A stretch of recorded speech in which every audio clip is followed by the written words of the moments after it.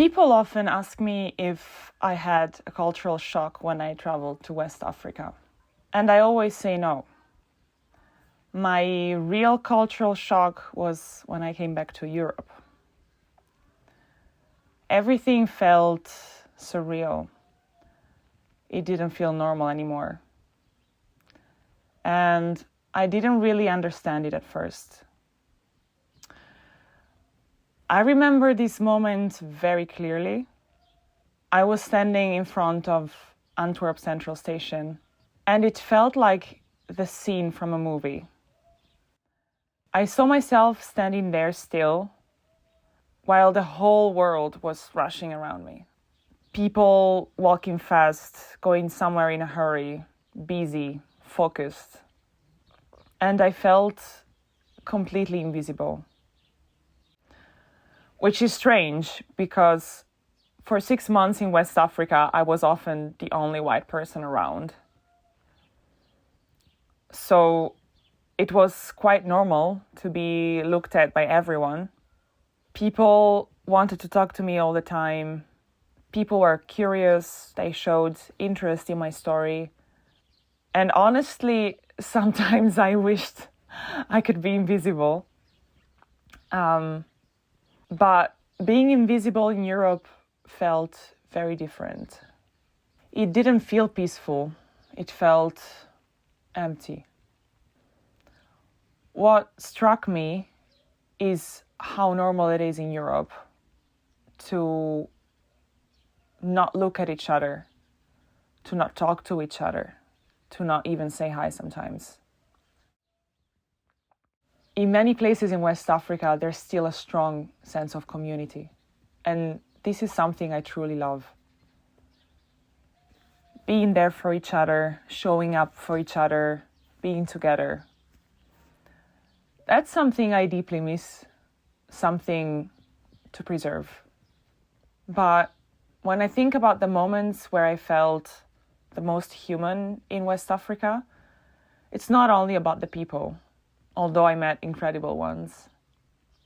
Some of the moments that marked me the most were the moments where I was confronted with things much bigger than myself, bigger than my own human nature.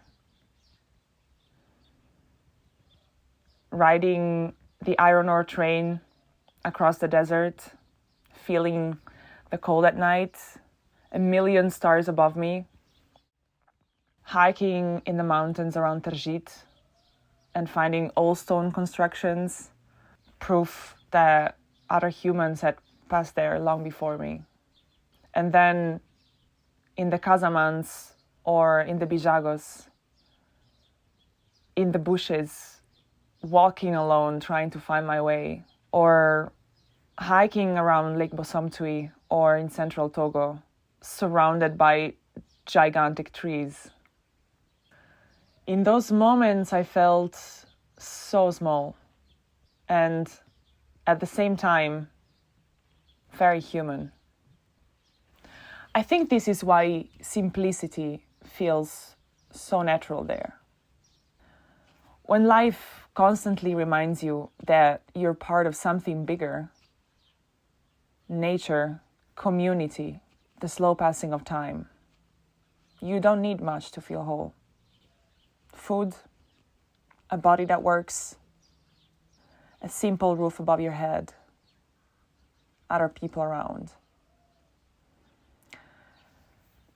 Going back to Europe, it felt like we are constantly trying to fill a void with work and achievements, with earning more money, with buying way more things than we actually need.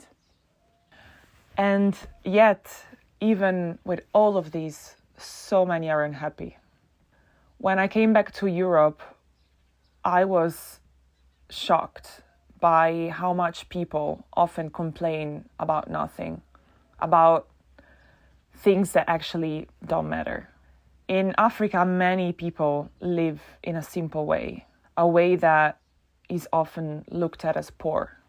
Sometimes it is, unfortunately. Life in many places is hard. But part of it is also just living simply and being content with what you have. I don't want to romanticize Africa. There are real struggles and real problems. But I truly believe there's a lot that Western societies could learn from Africa. About community, about presence, about living simply and in the moment. Not because Africa is perfect, no places, but because people there still preserve things that we're slowly losing. And this is something I can't unsee. I'm still trying to understand all of this. I don't really have any conclusions yet, and maybe there is no conclusion. I just know I can't go back to the way I was living before.